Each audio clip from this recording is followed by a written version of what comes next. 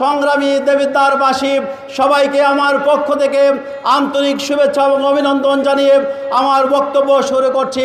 আমি আমার বক্তব্যের শুরুতে জুলাই বিপ্লবের শহীদ আবু সাইদ মীর মুগ্ধদের মিছিলে অংশগ্রহণ করে আমার প্রিয় দেবিদ্বারের 12 জন ভাই শহীদ হয়েছে।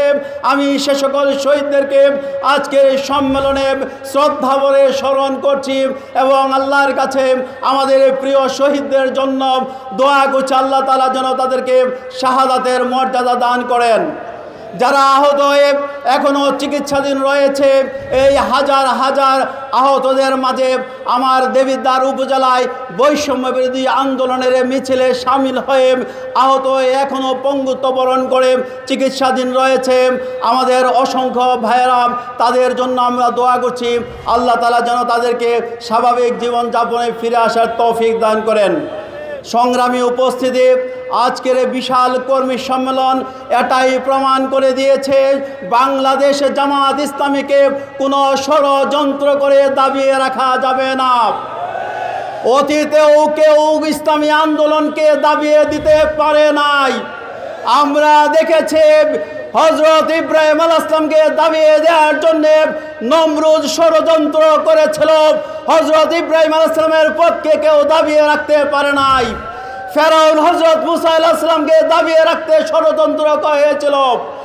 আবু জেহেল, উতবা, সাইবারা, সর্বকালের সর্বশ্রেষ্ঠ মহামানব হযরত মুহাম্মদ সাল্লাল্লাহু আলাইহি ওয়াসাল্লামের বিশ্ব আন্দোলনকে দাবিয়ে রাখার চেষ্টা করেও সফল হতে পারে নাই।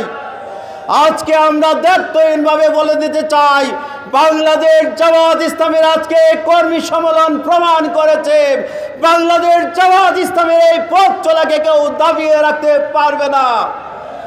সংগ্রামী উপস্থিতি, আমরা দেখেছি 1969-এর গণ অভ্যুত্থান, 71-এর মহান মুক্তিযুদ্ধ, 52-এর ভাষা আন্দোলন, 24-এর গণ বিপ্লবে যারা নেতৃত্ব দিয়েছে তারা হচ্ছে তরুণ প্রজন্ম, যুব সমাজ। আজকে যুব সমাজকে বাদ দিয়ে আগামী দিনের বাংলাদেশকে এগিয়ে নিয়ে যাওয়া যাবে না। তাই আমাদের যুব সমাজকে ধ্বংসের কবল থেকে রক্ষা করার জন্য ইসলামী ছাত্র শিবিরকে দায়িত্ব নিতে হবে। সংগ্রামী উপস্থিতি, দেবিদ্বার একটি সম্ভাবনার উপজেলা। বাংলাদেশের অর্থনীতির পাইপলাইন হিসেবে খ্যাত ঢাকা চট্টগ্রাম মহাসড়ক, কুমিল্লা সিলেট মহাসড়কের কুল ঘেঁষে আমার প্রিয় দেবিদ্বার উপজেলাটি অবস্থিত।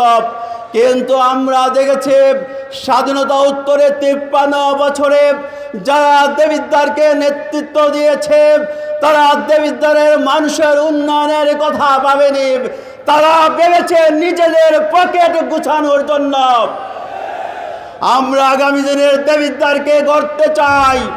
আমরা একটি সমৃদ্ধ স্মার্ট দেবিদ্বার উপহার দিতে চাই। আপনারা কি দেবিদ্বারকে একটু উন্নত স্মার্ট দেবিদ্বার হিসেবে দেখতে চান?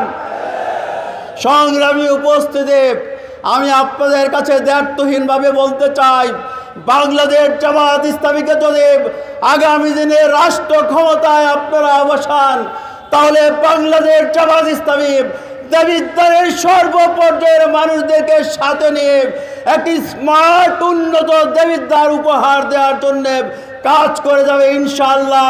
সেই উন্নয়নের মিছিলে আপনাদের সকলকে সামিল হওয়ার উদাত্ত আহ্বান জানিয়ে আমাদের কেন্দ্রীয় নেতৃবৃন্দদেরকে আমার পক্ষ থেকে, জেলা সংগঠনের পক্ষ থেকে আন্তরিক অভিনন্দন এবং মোবারকবাদ জানিয়ে আমি আমার